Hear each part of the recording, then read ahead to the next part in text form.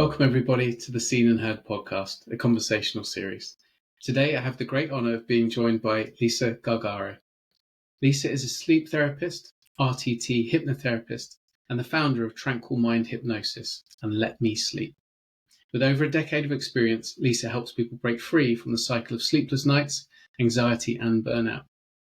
Through a unique blend of rapid transformational therapy, RTT, hypnosis and practical sleep strategies, she empowers clients to reclaim deep restorative rest, whether they're overwhelmed professionals, exhausted mums, or anxious minds that can't switch off. Lisa is passionate about making sleep solutions accessible and has created a range of self-help programs, including her signature online course, Sleep Mastery Hypnosis. Her mission is simple: to help people feel calm, in control, and finally get the sleep they deserve. Welcome, Lisa. Pleasure to be here. Thank you for having me. No, it's amazing. It's lovely to connect today. And as soon as we first made a connection between ourselves, only a couple of months ago, I knew we had to get you on the podcast because your work you do spoke to me so much as someone who suffered from insomnia for decades. All of my one-to-one coaching clients struggle with sleep, and so many people who come to Seen and Heard struggle with sleep as well. But just remind me how we connected. You know, how did you come to find Seen and Heard, and what brought you? It was a personal journey, actually. My own daughter is or was part of a boarding school, a private boarding school, where she was really struggling with the kind of ethos and setup that went with boarding life and the school's attitude towards how they could or should help her and whose responsibility that was, and their ability to shift the hot potato straight back down to myself and direct it back to me, saying, nope, nope, you as a parent, that's yourself. But also on that, the same vein, I had been there as a member of staff, so I could see what was going on, see where some feelings were, where things were not right and what was doing. And when I was looking for help because of lack of it themselves, I came across your own website. And again, likewise, it was that instant, this hallelujah, actually, in all honesty, was kind of where I was. I'm not alone.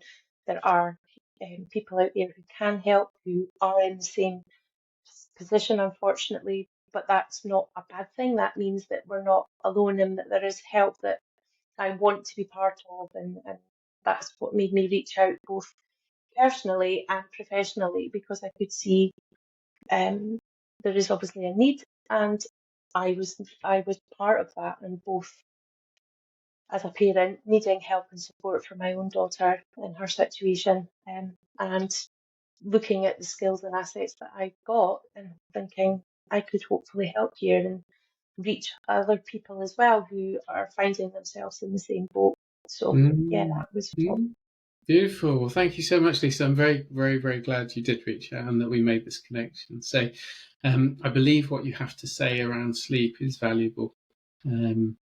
So let's get into it. And I think how I like to always start is just to learn a little bit more about someone and where they come from. So how begin at the beginning. So how were your early years, and kind of what was some of the experience that's really helped shape perhaps how you ended up getting into this work and things? Yeah, as a child, I was extremely anxious, actually. Sleep for myself was actually something that I did always struggle with. But also, now knowing what I know, when I look back at my life, I was somebody who did have dyslexia, and at that point was not recognised, was not understood, was told I was that oversensitive, challenged child who just was defiant, and all of those kind of labels that go with backgrounds and what people do. But it's also that understanding and seeing that, or feeling and knowing perfectly well that I was not an odd child. I wasn't defiant. I was genuinely struggling, which created anxiety, which in turn affected my sleep. So as a child kind of growing up, it was learning to overcome those feelings of anxiety, but also seeing them as challenges that were good. There was positive came out of them as well as negative. Is that, why am I feeling so anxious? What is that about? Is this something actually that I can use to empower me rather than scare me? And looking at opportunities rather than shying away from them, and doing a bit of CBT on myself, which is that shifting, giving it a 180, changing the thought process, being a bit more stronger and firmer. Got into sleep in later stages of my life after my fourth child, actually did not sleep. He had night terrors. So he was on the back of not being able to sleep. I never got more than a kind of an hour's sleep. It took us till he was 2.5 to discover what was going on with him. And it was a visit to a chiropractor that fixed him. And from that point on, because I had been so conditioned to do that, I then developed insomnia myself. So for many years, I suffered on and off with and from insomnia. In fact, I call myself a recovering insomniac because I'm only ever a bad thought away from a bad night's sleep. And it's down to that, being able to control those thoughts, what's going on, becoming very self-aware of what and where I am within my mindset, my body, listening to what's going on, and knowing which tools work for me, and being able to implement them as early as possible. So for me, usually around between 5 and 7 at night, I can tell where my sleep's going to go and what I then can be able to do. Am I going to carry on this road crash tonight and just not do anything about it? Or am I going to take steps to be more proactive, make this happen? And depending on what I do and take ownership of, that eliminates that. So I can choose to have no night of sleep, or I can choose to damage limitation, where I can then, okay, maybe not be in my bed for 10:30, 11, but I'm never normally awake after 1. So it's that taking control back, making sure that I am putting things in place that are going to be beneficial to me. So yeah, So and I think that understanding of what sleep and how it impacts your life and what it does to you and how it changes everything. That phrase that a good night's sleep it makes everything better is, in my opinion, yeah, yeah, has meaning. It's not necessarily 100% true, but there is parts of truth to that. We do think Lisa, better. and do you feel that your early years? So, how was sleep for you when you were young? And you mentioned Yeah, anxiousness, anxiety. What was it in your world growing up that you believe now, of the gift of hindsight, was starting to shape that fear, that anxiety? it was the feeling of unsafe. I was unsafe in my home environment. There's been trauma in there, so again, I can relate to a lot of what people are saying, but it's that mindset where my mind would race about what had happened in the day, what was going on, how could I protect myself better the next day, what could I do, and it was that constant thought racing that then makes that I can't switch off. And of course, at night, what then happening? It's our subconscious that comes into play. So it's not obviously set by a clock, but roughly from the time of 11 until 7, that's when our subconscious is in control. So our mindset is listening to every fear and worry that we've got, everything that could have gone wrong or will go wrong is coming out and being played with at that point. So unless we're meant to be in a state of calm and sleeping so that that passes through and doesn't. But if we're not, our nervous system then goes into even more fight or flight. Stress levels go up, hormones go up, cortisol goes up, melatonin goes down. We need melatonin to sleep. So it's that vicious circle between of no sleep means no, the cortisol's up, melatonin's not done. And it's just that catch-22 where you're chasing your tail all the time with what's going on here, why can't I do this? Then we talk more about what's wrong with us, and then that's just that Pandora box of, Yeah. well, you want me to list everything? Oh, here we go. And it's just everything that's not factually correct for most people or irrelevant now. It's a past experience that needs to be rectified and looked at rather than and dealt with rather than actually applicable today in today's world or today's Yeah. situation. Yeah, I hear you. Thank you, thank you. And I know we'll get into a discussion about kind of sleep and where sort of insomnia comes from, ways that Yeah, we can support ourselves through that and get help. So for you, you notice this kind of the hypervigilance, Yeah. that the night times would be, in an evolutionary perspective, to keep ourselves alive, we would need to Definitely. replay what, the tiger that chased us during the day, or where the good food sources were and where the danger was, Yeah. to learn from it, so it could, move through Yeah. the conscious program overnight, and then the next day we'd be a wiser, safer human being. And I think that over time, say that hypervigilance, if we grow up in a battleground childhood, or if we grow up in a place where things aren't safe, Yeah. we are that's quite constant, isn't it? And it's like Definitely. of complex post-traumatic stress, that kind of day in, day Yes. out over time, the wiring up of this hypervigilance kind of model. So thank you for sharing your experience of that, Yeah. personally. And then from you, how did you start to see this in your life, and then start to work on your own sleep? As you know, was that in your teens? Was that later on? It was mid-20s to 30s that the insomnia really became unmanageable. A lot of my pre-20s were through survival mode. Um, I knew I needed to get out of certain situations, environments, um, needed to get out of the family home, needed to fly the nest, all those sorts of things to make myself better. I then became quite a young parent. I was 21 when I had my first daughter.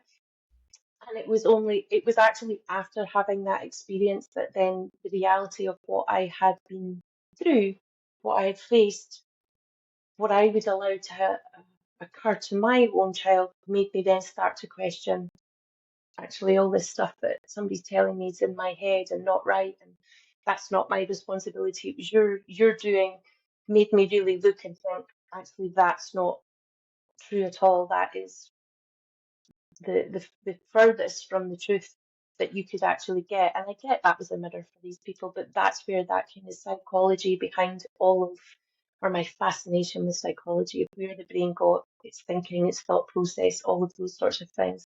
Um, it worked. It was mum for a bit, did various things, and then when my fourth child came when I was 35, it was that, what does this actually mean? I can't sleep. I can't function. I have brain fog. I am emotionally wrecked. All of those sorts of things. And it was that inability to stay stable in myself that then made me really look at what's going on here. Where is this?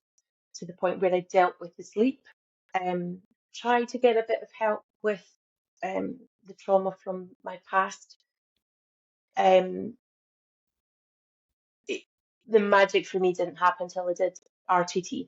That was when it really came for me. I had my sessions through my training course, so doing the rapid transformational training, that I had my 100% eureka moments.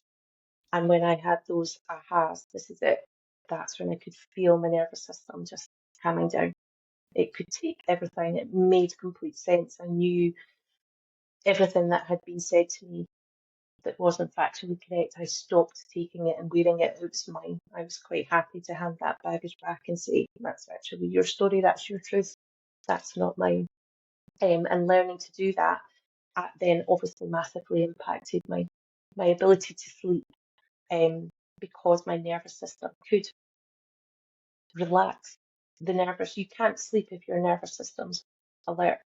It's We're going against centuries of DNA. That's the purpose of the nervous system, is to keep us on high alert. And while we're trapped in that state, we cannot expect ourselves to sleep. And it's that showing that kindness to ourselves, that actually, why are we beating ourselves up? What's wrong with me? Why can't I do any of these things? All of these negatives that we pass on to ourselves because we were told, stiff upper lip, get on with this. Oh, in my day, and a lot of those stories were certainly within the mums. It's, oh, my child doesn't sleep, and well, mine didn't, you didn't, get on with it kind of generation. Oh, this is, well, if I had the tough time, you can have the tough time too, and it makes us a better person. We build character and all this sort of thing, and it's not, part of it's true, but at the same point, why are we needing to suffer? We don't need to suffer. We've moved on, we've evolved, we know much more now than we did 50, 60 years ago. Mm. And it's understanding that and seeing actually that the experiences that we've had do shape us. They do ground us. They do make us who we are.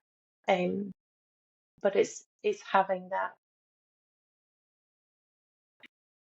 strength, I suppose, and willingness to kind of rip the bandage off, I suppose, in some ways, opposed to say, why am I running from this?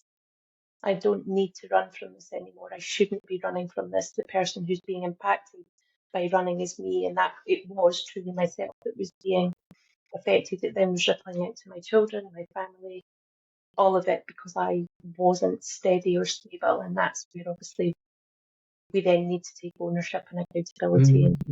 Thank you, Lisa. Thank you so much for sharing some of that, and how you started to find this, in your life personally, and that real turning point when you started to do your training and you realized, that the aha moments. So what led you to train? So RTT is rapid transformational therapy. Can you just Yeah, explain that a little bit for those who don't know what it yeah. is? RTT, or rapid transformational therapy, is a type of hypnosis that was designed by Melissa Peer. So she's a world-renowned hypnotherapist who, in my opinion, she's just brilliant. She's a goddess to me. I absolutely worship her. So her thought and training behind it was it's a combination of using neuroscience, NLP, and CBT, where we take a combination of various types of therapy and we reduce them down. The rapid transformational therapy came about because Marissa created this course because she was finding herself and clients to be very frustrated at this 12-week, 6-week, 16-week episode of we'll just slowly pick back at the onion, so to speak, and we'll take a layer here and a layer there, and we'll slowly but surely look at it. And she was like, well, why am I taking 6 weeks to do this with a client to get to this point? Let's just ask more direct questions. What are we dancing about this for? Let's just ask direct questions. That's what RTT is about. It's getting to the root cause of what actually everything that stemmed from what is the main reason behind it. So and myself was one of those. It was looking at events that had happened in my life. Why had that situation occurred? What was that? What was the lesson in there for me? And it wasn't a case of looking at the lesson. It was looking at the event that had occurred that and then made me have to have all of these lessons. And that's not to say that neither of them aren't valuable, but it's, would we not much rather just get to the root of the cause and look at the symptoms? We Thank can you, then Lisa. deal with that. Yeah. So the RTT in the sessions is about looking at what's occurred, why the subconscious has believed what it's believed, why it got that piece of information, and what was the purpose of them creating that. Why is it keeping hold of it? And then it's asking those relevant questions. Is this still appropriate now? Am I still in that same space? Etc. And then being able to kind of unpick more of what goes on. So with the use of CBT, NLP, and we psychoanalyze what's going on, what's the bigger picture, what does that mean, how does that feel, looking at all those aspects of it, and then being more direct, looking at feelings. How does that show up in our bodies? How does that equate? What is it telling us? And then we Thank you. can Yeah, that reframe it. sounds really powerful and very familiar to. So Yeah. I practice the emotional freedom technique, Yes. EFT tapping, which again, it's a mixture of kind of East meets West. It's energy medicine and Yes. acupuncture, acupressure points meets NLP, Yes. exposure therapy, CBT. So it's kind of a nice Yeah. blend. But ultimately, doing something very similar to what you said, which is get to the memories, get to the events, Yeah. work with the energy that's in the body around those events, so follow it, and then understand the belief that was made that day, Yeah. if you like. What not it's not what happened, it's what you made it mean. And then Exactly. the story recording from that has then played ever since, and Yeah. the law of attraction has then brought that problem back into your life again and again and again. And ultimately then to sort of reparent yourself through the process and bring that part home. So it sounds very powerful. As you say, you're working more then with the subconscious than doing battle with a often very clever left brain ego, a kind of analytical and ego Yeah, self, and you're working a little bit more with the feelings, the energy, the emotion, the body stuff underneath. So really hearing that, yeah. yeah, definitely. And Mm. you're right, exactly. A lot of these um, therapies, the complementary therapies, very much are in attune to each other. They are all looking to do different things because not every way of or type of therapy suits everybody. There are ways in which people want. Some people, if you think about putting elastoplast on, there are those people who pick it slowly by slowly by slowly, and they need it that way, and that's perfectly fine. Then there's other people who are like, look, just get a grip of that and rip it. And there's lots in between. And again, it's finding something that works for you, that resonates with you, and that you feel confident and comfortable doing. And for me, it's the more that we can educate people on how they can help themselves, make themselves feel better, learn to love and accept who and what they are. To me, that's what this is about. This is Mm. what life to me is the Yeah. purpose, and has always kind of driven me to make somebody feel more comfortable with themselves. Thank you. You make such an important point there about all different types of therapy having great value. Yeah, And I think for me personally, for many years, I did counselling, psychotherapy, talk therapy, some yeah, CBT. And at the time, given where I was in my life, that was the right thing for me. yeah, And I'm very grateful to those counsellors and therapists. One challenge with it, they never got anyone in my boarding school stuff or my real early years stuff because I was very clever. I had a very strong strategic survival personality, as Nick Duffel yeah, calls it, and I was very, very careful about keeping them away from the lock boxes. But that's that slower approach. And then when I had my breakdown, I couldn't I couldn't can dance avoid around it. it anymore. I had to find something that would go straight to it. And I think it's hypnotherapy or EMDR or emotional freedom Yeah, technique or somatic yeah, experiencing or so many great modalities yeah, out there. And group work alongside one-to-one work and all these things. I think often, very sadly, I hear people say, "Oh, I tried that once. It's not for me. I'm too broken, or it doesn't work, or I don't like it." And I'm like, well, there's so many flavors of yeah, of this yeah, of what you can do and try. Just move on to the next one. Go and give something else a go. And it doesn't all have to cost loads of money. So much of it is kind of self help. So, with so that's RTT. And what do you find then from RTT and hypnotherapy as far as any specific examples of work you've done with clients where it's really changed things around? Or, I remember we talked about how do you help people who've tried everything? Well, it almost speaks to that, doesn't it? yeah. I've done all these other things, it hasn't worked. So I'd love to hear a little bit about that. Yeah, and that's my main reason, actually, in all honesty, I went on to train to do the RTT because I was using just CBT, NLP in my holistic sleep programs and working with people. And I was finding more and more frustration to both the client and myself. We would get so far down their healing journey, and it would be like we could almost taste and sense a breakthrough was on the horizon. It's just coming round this next way, and we're going to get this. We'll find the answer. But they were never managing to get to it. And that was the subconscious that was keeping them safe. So as you were saying, it's that understanding the reason that wasn't allowing us. You had pointed out that our logical brain will not, or our subconscious won't show you something that you're not ready to deal with. And we do need to be at a certain point in our healing journey to be able to deal with it.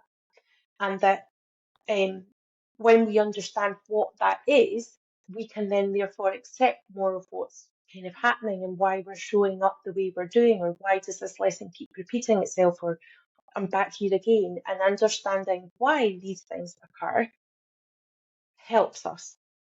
When I was finding that clients were getting to this point, they were becoming frustrated. I was becoming frustrated because we were like, I know I can fix this. I know this is here. How can I do it? And the reality for myself, and I was finding with my clients, when I was using the CBT, which was my main means, we would get so far down a path that I was finding that the clients that I worked with the reality was, if these people could actually rechange their thinking, they wouldn't be speaking to me. And that was the point where the penny dropped for me, and I was like, I can't help this person anymore, because they're not able to recognize the triggers that are setting off this thought in the first place. They're so programmed to believe, I just cannot sleep. I couldn't get them to go past that. I couldn't get them to turn around and see that, look, there's a whole 180 view the other way, which is that you can, you will, and you're able to. They were just, under no circumstances can I do this. I am unable. I will never manage. I'll never sleep again. And all these negatives, which you do get into when you're sleep deprived. That's a natural doom and gloom set. It's normal. But it's helping those people who, it's not struggle, because that's not the right word, who haven't learned to understand what it is that they're running from. What is it they're avoiding? What are they scared to look at? And knowing that actually sometimes it's not as bad as we think it is. Our conscious mind, our subconscious mind, sorry, has created a monster that is much bigger than actually the reality. And that's not to diminish what somebody's been through, but every every incident starts as one, and then there's versions that grow of that. And depending on what and where we've allowed our thoughts to go, that's when it then starts to manifest into something that's unmanageable. So using those techniques and looking at it, for me, it was stop dancing about. Ask the subconscious, what is it that caused this? What is the root of the problem? Knowing in the safety and understanding the knowledge that your subconscious will never show you something you can't handle. It's perfectly safe to look behind that. Open the box. I know what's in there, and I know that you can deal with it. You have more strength and power than you know. At the end of the day, you're still standing here as a survivor of something truly horrendous. That shows strength and conviction. That shows power. And it's that willingness to see yourself as the survivor and not as a victim. That shift that we've got, and I know that from my own experience, that having that ability to know you were a victim, but not allow it to define you, to change to become a survivor and empowered, is where, for me, the real healing actually happened within myself. And it was like, I'm going to no longer allow stories or fables or memories that have been distorted. Because as soon as you start to say something, certainly when we spoke about it within my family about what went on, it was somebody else's version got added. And then you then stop and think, well, is that true actually? Maybe they're correct. Maybe I've misunderstood what I've seen or experienced. And that it shifts it slightly. When you're doing the RTT, you're going back to that moment. We can take you back and have you at that point where you can hear and see and experience everything in safety, knowing that what you can see, you can manage and handle. And then you're showing those things to enable us to reframe and rewire that belief that was then associated with that moment. Absolutely. You change the defining part of it and how it then unfolds. So for me, RTT is about that level of understanding yourself. Thank you. And allowing that moment to be experienced. And for most scenarios, it's that where the trauma was developed it was an unmet emotion that wasn't able to be handled, whether it be through having the intelligence yourself or those that were supposed to be supporting and caring for you around you, being able to help you process, manage and learn what that emotion meant with that you would experience. How can I handle that? If you've not got that support mechanism, how do you know what to do with that situation in the future? You don't. No, And you just freeze. You just you're freeze, left. and the trauma, the psyche is overwhelmed, and the trauma memory is formed. And then you're stuck in that process, because every time something similar or that situation occurs, your mind goes, oh no, we're back here. This is how I respond. Yeah. Fight or fawn. Yeah. And it's that understanding of what that's about that's, for me, so powerful. And knowing that everything can be rewired, every Mm. thought can be changed. Yeah. Nothing is defined to stay. Yeah. Thank you so much, Lisa. You're right. Yeah. There's nothing is ever truly lost or broken, is it? And No. you mentioned two really important things there that I just wanted to sort of touch on, which is, yeah, that move from victimhood to survivorhood. And I think in emotional freedom techniques, practicing we talk about secondary gains, which is Yeah. when someone has a something difficult in their life, maybe a behavior, could be physical pain, could be an addiction, it could be whatever, and and they can't let go of it. We're looking at why, Why? how is it serving you? So we actually look at, kind of this hanging on to this pain. How does it serve you? Hanging on to your victimhood. How does it serve you? Because ultimately, work with people who we might bring the severity of the symptoms of something, let's call it that, from 10 out of 10 to a 3 out of 10. They won't Yeah. let go of the last 3 out of 10 because actually it shows up as being helpful in their life. For instance, if I'm completely healthy, I'll have to go back to work, and I don't want to go back to work because I hate it. Yeah. If my back is completely better, I'll be called in to help with the grandkids more. And actually, I don't want to be in there all day every day. I want a break. So that's what we call the secondary gains, the things we hang on to, either because of our narrative or because they sort of serve our life. But ultimately, that move from victimhood to survivorhood is very important. And this idea that once you get people to meet, you know, the stories and the belief that came from the trauma, and then the stories that have followed ever since about why you can Yeah. or can't do something. It's very, very powerful. So thank you for bringing that to light. Yeah, Mm, no, and I absolutely agree. And it's that the part of the session is we do the same. It's a role, function, purpose, and intention behind what's going on. What is the purpose of this? What is the role that the subconscious believes is necessary for you to hang on to? And is it serving you? Is it mm, still relevant today? And don't get me wrong, there are points and moments where anxiety is a need. We cannot get rid of that. We do, that there is a need that we know that I need to be safe. And that's what stops us walking down dark roads and the dark alleyways and all of these things at night. But it should never overwhelm us. It mm. should never control our life. It's a guide that says that's a good path or that's a wrong path, not keep us trapped. No, It should no, never yeah, keep us trapped. no. And it's that ability to do. And you're right, it is people can take their past and turn it, they weaponize it against themselves. It's Mm, like, this actually, I can't do this. But again, that's about that self-belief. Why are they not seeing that they are worth something? They are worthy.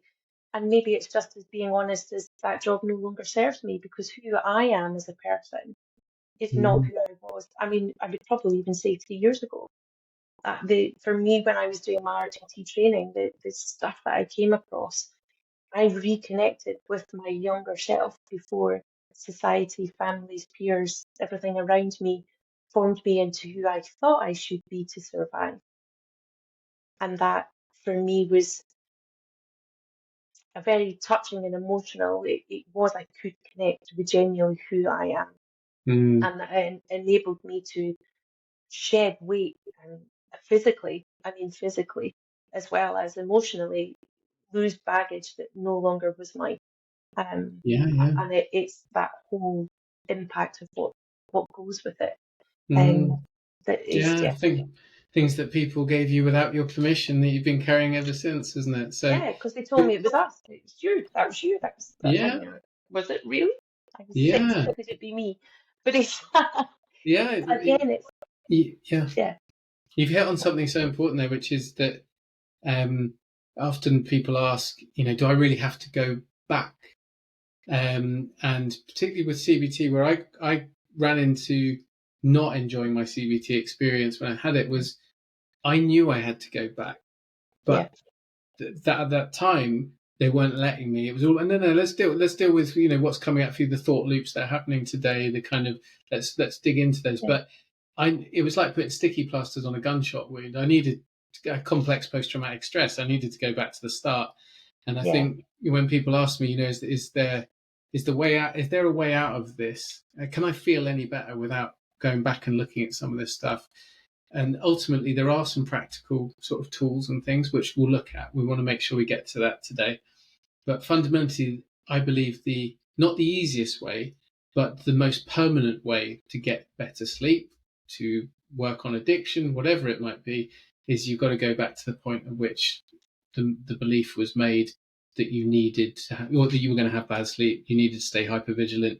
You need something to help you sleep, booze or TV or whatever it is. So it's very powerful stuff. But let's stay with sleep for a minute. And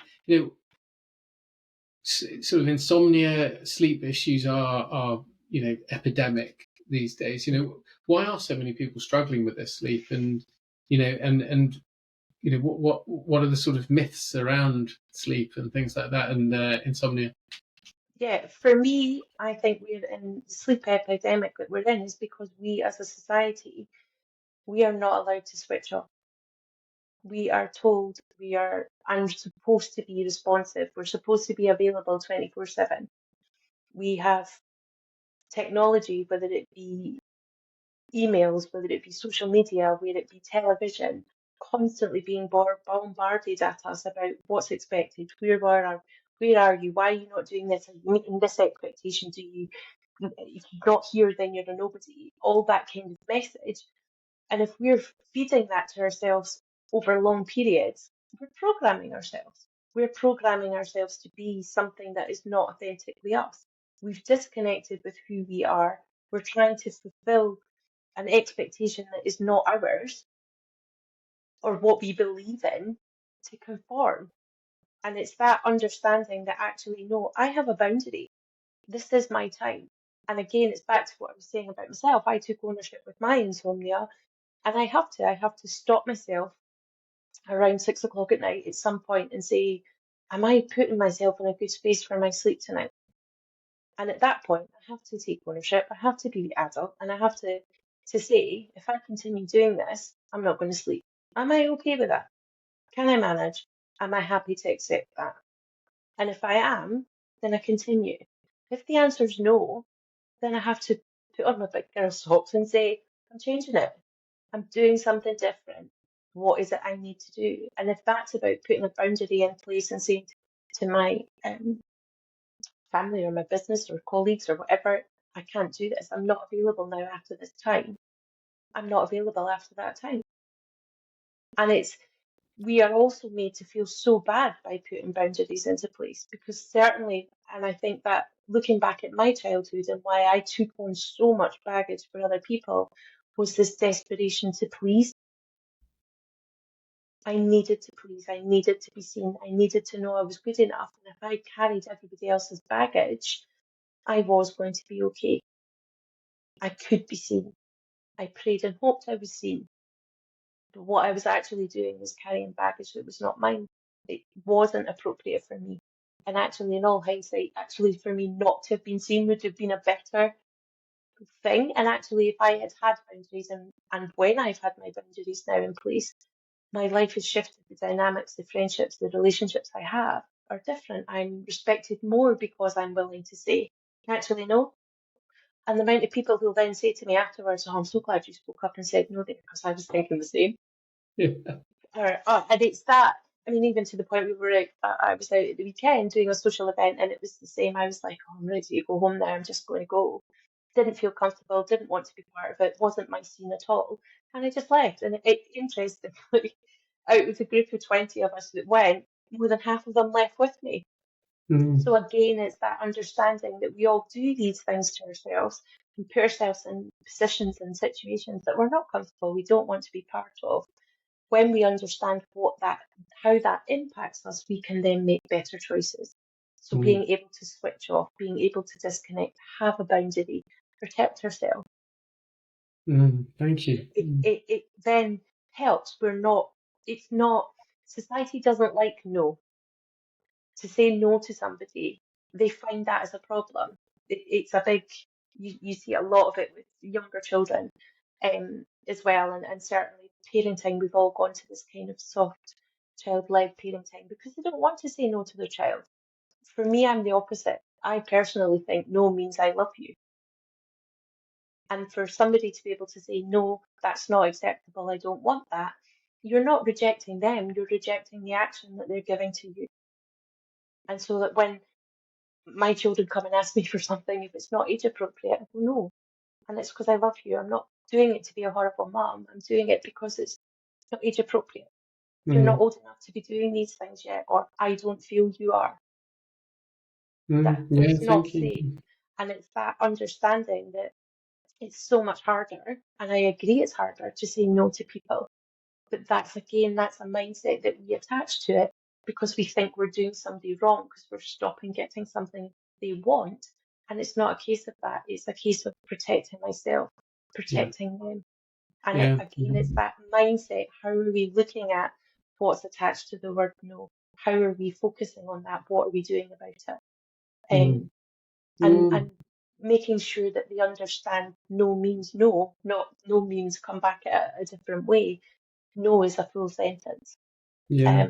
as we know or hear regularly. Mm. So Thank you, yeah, Lucy. I mean, yeah, going into boundaries there yeah, as being so important. I think, in my personal journey, boundaries were a big issue. I have yeah, no one-to-one clients who don't have boundary issues. yeah, And, within the Seen and Heard project, boundaries are always a challenge, often around people please, yeah, or, we're trying to meet our needs through others. So we're clinging on or we're getting too close, yeah, etc. But, when my insomnia, my sleep improved, I can trace back to the point at which I became in integrity with myself. There was no more inner battle. I was okay with who I was and what I'd been through and my shame and my where I was in life. And as a result, I felt safe with myself, and yeah, therefore I felt safe enough to sleep in my environment. And I think when you reference there, particularly boundaries, when we are constantly breaking those boundaries or not able to hold them up, our integrity is not present, and therefore we can't sleep. So bringing it back to sleep, what's the difference between sort of having poor sleep and like insomnia? What, as people understand it. yeah. Insomnia basically is where you are struggling to sleep more than 3 or 4 nights in a week. Bad sleep is that if you're having, you can go to sleep, but you maybe wake a couple of times, or that you're having moments. Insomnia is the inability to sleep. So you aren't able to actually relax for the nervous system to to calm down, to allow you to actually sleep. Insomnia is, as I said, anything that happens more than three, or they clinically say, if it happens more than 3 times in a week, then you have a potential of having insomnia. But it's a reoccurring event where it can last anything from 3 nights, when we deem it 3 nights plus. For some people, it is periods that it's continual, Mm. and there are other people that it can be situation or stress related insomnia. So that's times of events. So that can be that's more to do with work. People who are or the insomnia as a result of their work or business. It's where there is something that's big. There's a big project or there's a big expectation. So it's that I've got a deadline. I've got that. I have to. You cannot then switch off because it's people pleasing, this Mm. anxiety, this I've got to get this right, I have to make this, there's a lot riding on this. And they pressurize themselves into being inability and unable to switch off. The Yeah. nervous system is trapped, switched on. And Mm. if the nervous system can't, it's on lookout duty. That's Thank the you. purpose of it. And that's That's, mm. it's understanding that the severity and most people's insomnia occurs when they've stopped listening to what's going on in their body. Their There body you go. tells them. Yeah, Your yeah. body is telling you. It will tell you months and months, if not years in advance, this is not right, this is not, and weird. we shut it off, or we ride it out, or we think, you know what, it's okay, I've just got 2 weeks of this and I can get to this deadline, I'll be okay.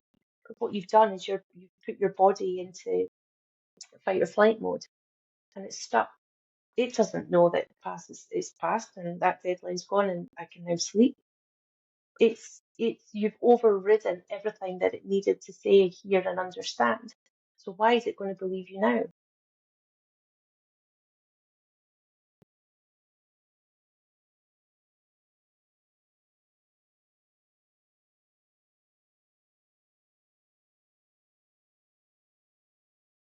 Sorry, Chris. Seems to be.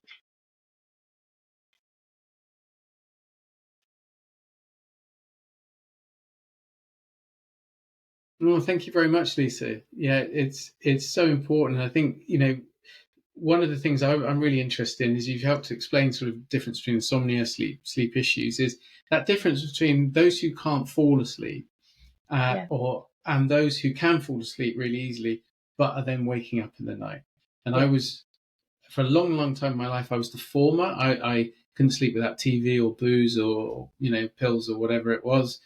yeah, These days, I fall asleep beautifully. Often wake up 3:45, 4 o'clock on the dot. And my thing's been then I use that for meditation. I end up usually going yeah. back to sleep, which is quite nice. But what are the differences there, and that you see? Yeah, and that's a great question, and it's one of the questions I actually get asked the most. So I offer a kind of discovery call, an exploratory call, where we can talk about what your personal situation is, what's going on with you, and how your situation has occurred, and what we can then do about it. For people falling asleep, that is about the ability that their nervous system does not feel safe. So for them, that's high stress.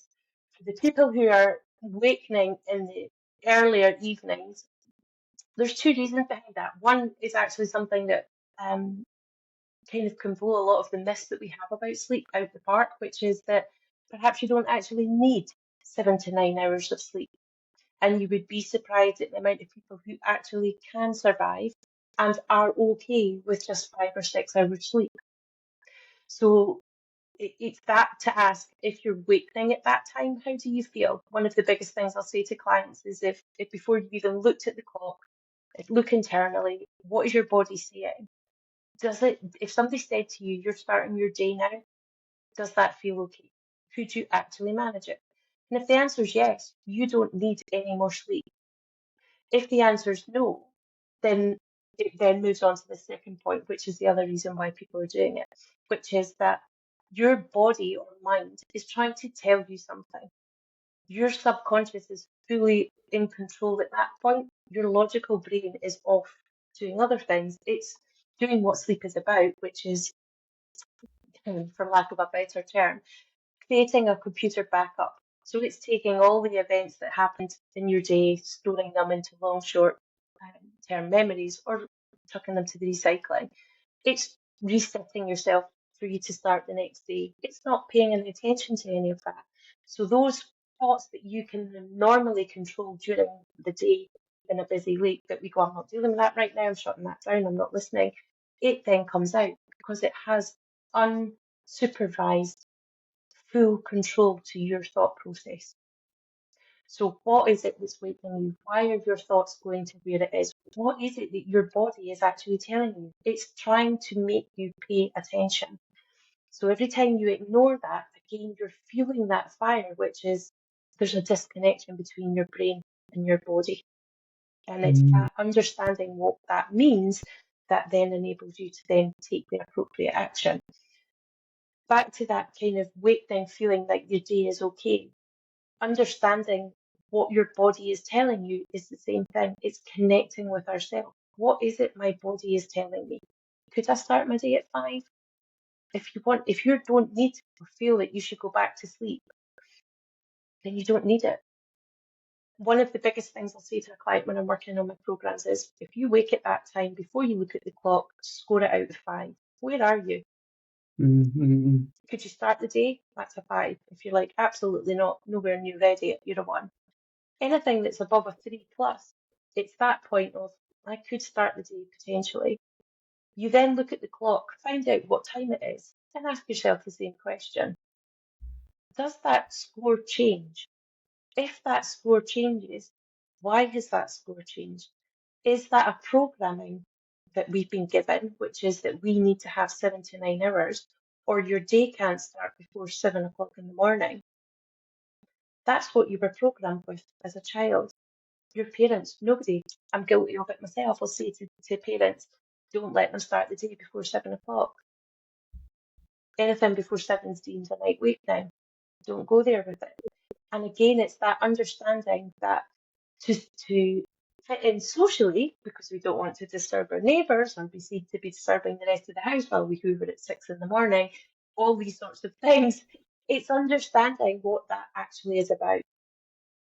Is it trying to get us to get up to start our day, or is it trying to get us to pay attention? What is it saying to us?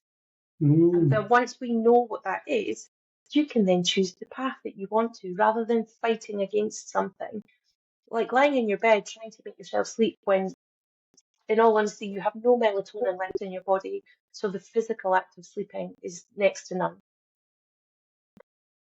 Also down to the fact that you're not tired, your body doesn't need it. If you've not done anything that needs lots of sleep, if your body doesn't need to repair itself for hours and hours and hours, well, why are you trying to make it do that?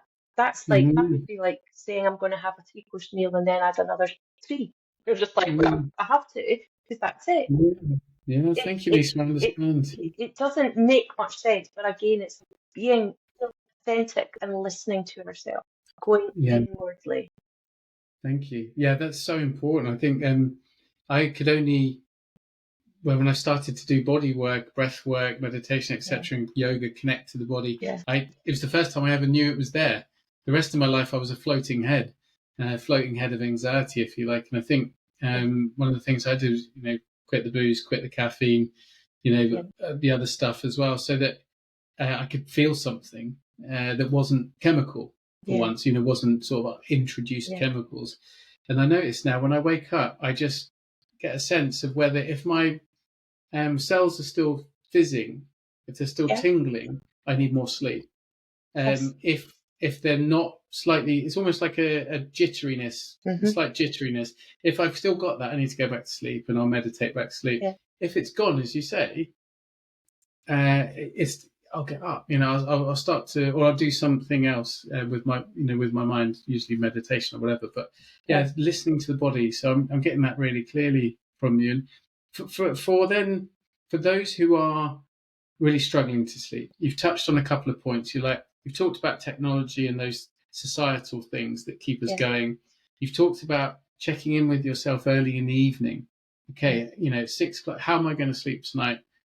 Making a conscious decision, right? I'm going to put some work into my sleep. I'm going to down tools. I'm going to say no. I'm going to do what I need to do. What else can people do to improve their sleep? It is about being that. It's about reconnecting with yourself and looking at what it is that you're looking to achieve. So for me, it is that self sleep hygiene. It is looking at, what am I doing in the evening? If I'm sitting staring at a screen, or still working until whatever time, or I'm doing physical activity that's going to increase my heart rate, that's going to produce cortisol around my body. Again, if we're doing all of these things that keep us in a heightened state of alertness, your body cannot produce melatonin. It does that between 7 and in the evening, 7 p.m. and midnight, roughly. That's the only time it produces melatonin. So if you're cutting into an evening by working until 9, or going to the gym till 9, and you're pumping iron and doing all of these things, and your body's flooded with cortisol, it can't do the two things. It cannot make melatonin while it's producing cortisol. So at that point, you make the choice: do I want to make melatonin, or am I making cortisol? And it's about understanding that that's what you're doing. Putting a safety net of 2 hours buffer into your evening from the time that you wish to be sleeping. So for some people, they say that my optimum time is 10:30 for most adults to be sleeping. Some people can't do that. Some people it's midnight. Again, if you connect with yourself and you understand what's going on, your body will tell you when it's tired. It will tell you, I want to go to bed now. I'm sleepy enough to do it. And it's about having the discipline not to, just watch another episode on Netflix because it is only 9 o'clock. I couldn't possibly go to my bed at 10. what you've done is put your body into fight or flight because it was nice and ready to go to sleep. It told you it wanted to go to sleep. You've got a programmed mindset of couldn't possibly go before 10. Flooded it with cortisol, which takes another hour and a half, 2 hours to get out your system. Then you want to go to your bed, but it's awake. It's been put onto alert because you've missed the sign.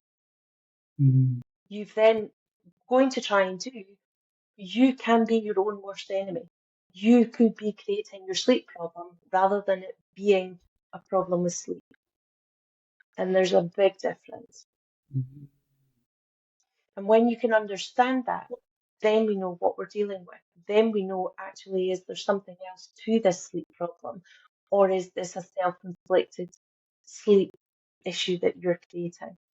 So when you look at your sleep hygiene, it's about giving yourself, I say to clients, anything from 30 minutes to 2 hours before your bedtime, you want to make that a buffer zone where you can associate, learn and understand what you're going to do about your own sleep. So for me, it's that 6 o'clock, what am I doing for the rest of the day? Can I actually manage to continue to do this? Is this going to impact me? And sometimes there's not. Sometimes you can't. Sometimes we just have to say, okay, tonight is a night and I have to just accept I'm not going to sleep before 12 o'clock. And that not cutting myself up, not beating myself up, not talking myself into having insomnia again is vital. The wording that we use is understanding. The more you say to yourself, I can't sleep, guess what message you're sending your body? It can't sleep. Your body manifests what it says it's going to do. They believe that 80% of the things that happened to you today were actually set yesterday. So if you're standing there saying, I can't sleep, what's going to happen tomorrow? You're not going to sleep. You're going to go to bed. You're predicting the future. You're saying, I can't do this. Yeah. Your body's hearing you say, I can't do this. So you go to your bed and what does it do? It tells you it's doing what you've told it to do, which is not to sleep. But we're also talking about something that is very natural. It's like asking you to think about your breathing. The deep breathing is, but if you actually ask somebody to talk me through your breath, their breath goes all haywire. It goes, they start either breathing much deeper or they start holding their breath. That nice steady in and out that we do subconsciously, it doesn't happen. Sleep is very much the same. If you're lying and thinking, what do I do to fall asleep? It's like asking yourself, what do you do to breathe? Or what do I do to make my heart pump?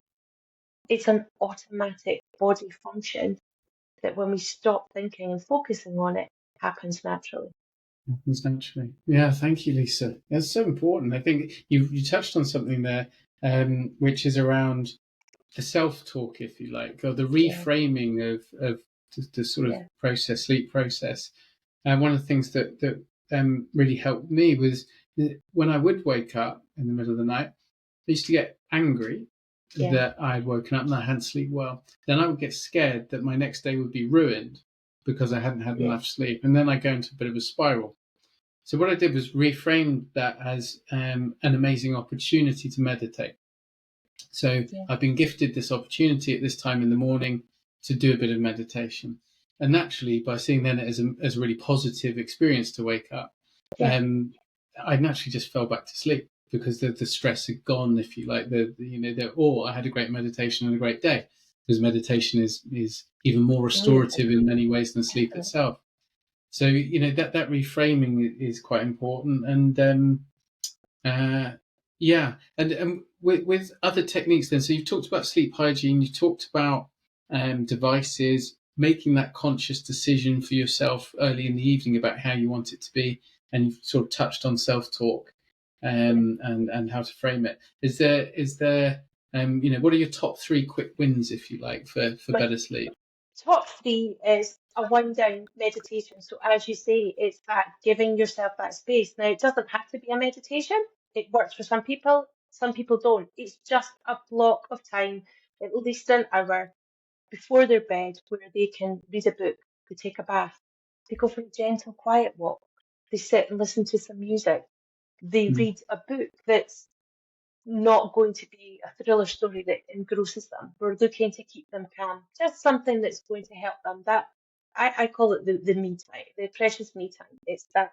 This is it. Mm. Set yourself up to win, not to fail. So it's that time slot that you get before bed. Mental nightly journaling actually is another big one, especially for those who have got that overthinking, that thought process that just never stops, that chatterbox that just goes. You don't need to pick it to bits. What the point of it is the subconscious is trying to make you aware of it. So again, it's that self-talk. What is it I'm saying to myself? Take a note, journal it. It might just be a word. Write it down. Thank yourself. Thank your body. I say to myself, thank you for bringing that to my attention. Yeah. I can't deal with that right now, but we will deal with this whenever it is. So for me, if it's, I can do it the next day, I'll say I'll deal with it in the morning. If it's not, if I've got a busy week, I have to say I'll deal with that at the weekend. I'll deal with that on Saturday. What's vital about that is at this point, and this is where it's about loving yourself. You've made a promise to yourself the same as you've made to somebody else. You need to see that through. And that's about where you learn to reconnect and trust yourself again. So if you've said to yourself, I'm going to deal with that tomorrow, you need to make sure you deal with that tomorrow. You have to follow it through. Avoiding it doesn't happen. I kind of refer to it as the dripping tap with a bucket. It's just going to keep filling. At some point, that bucket overflows. Yeah. You can only avoid it for so long. At some Mm. point, we need to empty that bucket, or at least acknowledge the tap's dripping. Yeah. And sometimes it is just acknowledging that tap drips. Yeah. Thank you, Lisa. So that's the second one. And Yeah. what's the third one from Third you? one, for me, obviously, it's about the hypnosis. It's looking at something that's going to get you into a state of relaxation. It's about being consistent. The hypnosis is all about following something as a pattern. It's giving yourself the triggers and the understanding that signals to yourself that it's okay, your body can relax. So for most people, I hear clients will come to me and go, it's fine, I fall asleep on the sofa and I then get up and have to go and do my teeth and have to put the... By the time I get to my bed and I've done all the stuff that I've needed to do, I'm wide awake again. But what actually we need to do again is look at that is these are cues to your body to tell it it's okay to stay in that state. It doesn't need to go into high alert. It's okay. It's like us saying that we get that signal that we're hungry. So we start to make ourselves something to eat. We don't stop needing to eat because we've waited half an hour. We can see the process is happening. The food knows it's coming. Your brain knows the food's coming. It smells it. It sees it. All of these things. The same things occur at night. If you can follow a routine, which is okay, I read my book. I then go and check all the doors are locked. I then go round and put the lights off. I then go up. When you can start to see that, and your body knows the next thing is, oh, I'm going to go out and put my pajamas on, and then I'm going to go and brush my teeth. When you're following that schedule, your mind knows it's safe. It's predicting what's happening. It's not needing to change its state of alertness. And therefore, the falling asleep actually occurs well before you actually get into the bed. It's about what you create beforehand. And the more consistent you can be with that, the more it is. And I get there's sometimes that doesn't happen. You can't have 2 hours every night. Make the last 5 things the key part. So it's that I lock the door. For me, it's lock the door, check the door handles, put the light off, teeth, toilet, bed. Yeah. And as long as Thank you. I'm doing those 5 things, which I know I have to do every night because I'm not going to go to my bed without checking the door, that's the key. The reading the book or the watching the film or any of those things are not essentials. The 5 at the end are. They are the triggers that tell your body and your mind, I'm sleeping, I'm going to sleep. And that's the mindset. Sleep will come to me. You don't chase sleep. No, thank you. Yeah, you don't chase sleep. You don't. Thank you, Lisa. Sleep comes over you. So I hear again, you. the But wording. Thanks. I mean, for me, my coach helped me build a final sort of sleep routine, and for me, I'm not a particularly religious person, but I say some prayers and I say gratitudes. and I take 2 deep breaths, and And that that's I your do it routine. every night. But Yeah, it's what we are what we do. So if we definitely. do that every night, then the body will start to know, right, okay, it's shutdown time. It It's knows what good. to do. It It knows knows what to what to do. do. And Yeah, it thank you. doesn't, it's not something that we then start to think about. And the other vital part as well is just to let people know falling asleep instantly is a myth. If you're Mm, falling asleep instantly, you're overtired. It actually should take between 10 and 20 minutes to fall asleep. If it's taking more than 20 minutes, you've become overtired and you're then in fight or flight. mm, Okay. Again, being aware of that, if you can then take yourself out of bed, if it's longer than 20 minutes, don't lie there. That just builds more frustration. Take yourself out, do something, then go back again and try when you're feeling calm again. Then thank it you. will happen. Okay. Yeah, Hopefully those pieces of information will help. Obviously it there's will. a lot, it's not Yeah, one size fits all, but it's nuggets that can hopefully help. And if beautiful. somebody's needing, Well, then thank you so much, Lisa. We've got to start to bring things to an end. So we've got a couple of sure. minutes, and but let's tidy things up as we do. You've touched on so many parts of your "Let Me Sleep" and tranquil mind approach today. But is there anything that's unique to that we haven't touched upon that you just wanted to leave people with as a thought? I think what makes me different, there's lots of people out there um, that can offer sleep solutions, and there's lots of people who can hypnotize. I think what makes me quite unique is the fact that I have experienced what most people are going through with regards to insomnia. Mm, Um, and the fact that I have both the skill set that is all the background knowledge, all the understanding about sleep, as well as the hypnotherapy. So for mm, me, we're bringing two skill sets, or I'm bringing two skill sets together that hopefully can then have a much bigger impact and truly understand what it is that you're going through. To me, we okay. can all talk and say, yeah, that must be terrible, but actually, there's a difference when you know when you speak to somebody who understands exactly what you're going through, what that feels like. And in all honesty, that was what attracted me to your organisation, and her, was the fact that these were people that shared similar stories, had experiences.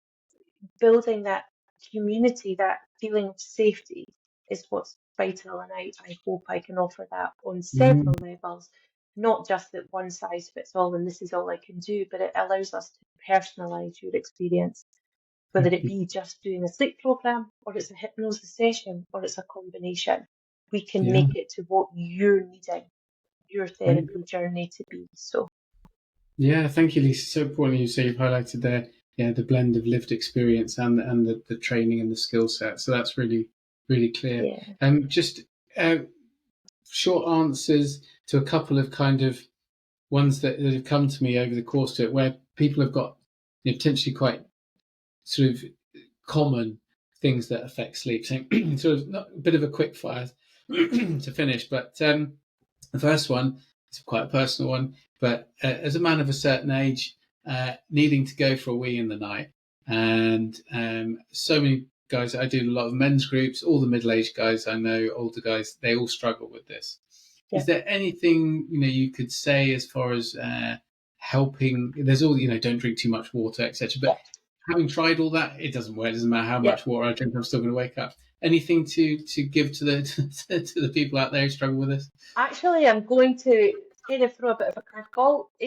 I would ask you to look at your diet and the food that you're eating, specifically nightshades, nightshade Okay. foods, okay? So things like onions, potatoes, starchy products, those sorts of things. When you're eating that, and the impact it then has. So the purpose of urinating is to get rid of toxins that are in your body, or a substance that your body doesn't like. So potentially the food that you're eating is making your body then want to get rid of some aspect of what's going on there. The other Mm. thing I would ask you to have a look at is histamine, which is another one. Again, it's food related, environmentally related. Again, it's understanding that actually sometimes what we're putting in causes us to do that. The fluid intake is a bit of a myth. Yes, I get it will make you do, but your body does need to have water. It does need that. It needs to have that. To me, it's actually more we find better results when we look at the foods and the timing of the foods that certain people are eating. So yeah, Fascinating. Thank you. have a look at Thank that you so one. much. And then for anyone out there, so I'm a parent, and particularly the early days of parenthood are quite Yeah. brutal on the sleep. Um, anything around sort of for parents, for new parents particularly, it does tend to. I Yeah. remember at the time thinking, God, will this ever end? And then about 3 weeks later, it was changed. The phase had Yes. gone and something had changed. Yeah. But anything from a sleep perspective for parents out there? For me, when I'm working with children, parents with children, we're looking at the end goal. What is it you looking for bedtime to look like? And you step backwards. What do I need to put into place to create my end result? And it's about consistency. Consistency every time. Again, it's like the same thing happens with children. In fact, more with children than it does with adults. It's that trigger. It's that key that they see bedtime as approaching, because what you don't want your child to do is when they're tired is to get into fight or flight, get a second wind, which they all do. And we know we've got that 2 hour struggle on our hands. And it's that consistency. It's about making sure the evenings are wind down.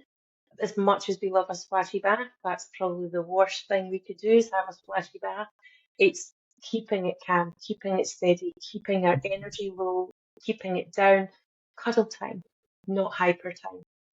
And just making sure that their body starts to understand. You'll see it yourself when they know that they're away to get their nappy changed, and you've got them. You can get the nappy bag out the bag, the pack of wipes and the nappy out the bag, and you can see them. They're lying. They'll start to stop kicking because they know it's uncomfortable. They know they want their bottom changed. Again, it's the same thing. These are cues that the baby understands. Actually, mum's onto this or dad's onto this. I know what they're doing here.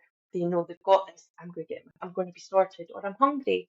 When they start to see mum get herself prepared to feed, or there's a bottle being made, the crying doesn't necessarily stop, but it comes down a gear, so it's not as intense. Again, it's just them seeing what is predictable, knowing what's coming.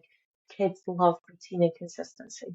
They thrive on it. Everybody Fantastic. does, actually. We all need consistency. That's what makes us stay safe. Needing to Yeah, know they can predict the next. Then they don't have to stay in heightened alert stage all the absolutely time. brilliant. So yeah, that would Brilliant. be my That's biggest key. so helpful, Lisa. Thank you. And I've got so many more questions, but I think we're going to have to Yeah, save it for that's another okay. day. But Another time, yeah, I think we'll reach out. I'd love to come back and we'll do some specific things, because a couple of the things, we won't get into it now, but they come up a lot. A lot of people who come to see and have heard have PTSD, complex Yeah, post-traumatic stress. So night yeah, terrors. We'll yeah, come back maybe and have a little look at night terrors and things. I think the parenthood one from the parent's perspective, as well as yeah, the child's, could yes, be a really powerful one. Screens, yeah, drugs and alcohol, and say yes, exercise. So there's some real yeah, topics there. But yeah. for today, it's been incredible to have your time, your expertise, and your lived experience with us. Hopefully, for those listening, watching, some nice thought-provoking ideas, um, particularly around sleep routine, around going back and looking at those um, things that have happened in your life that might not be making you feel safe or helping you feel safe, which is a key part of sleep. And then, techniques when waking in the night or when trying to get to sleep, creating that real mindfulness around your sleep patterns, and making sure you've got that nice downtime, that routine and things before you sleep. So, and loads more in today's episode. But just want to finish by saying thank you so much to Lisa Gargaro. Thank you for Um, having me. It's been lovely. and we will put in the show notes links to Lisa's work, her website, and around the approaches that she's got. So RTT, hypnotherapy, and tranquil mind hypnosis, and Let Me Sleep, some of the programs that Lisa offers. So thank you so much, Lisa. Pleasure. Thank Thank you for having you, me. everybody, for listening and being with us. It's been the Seen and Heard podcast, a conversational series. And please do like, follow, share, and look out for the next episode. So thank you, and go well on your day. Bye. Bye.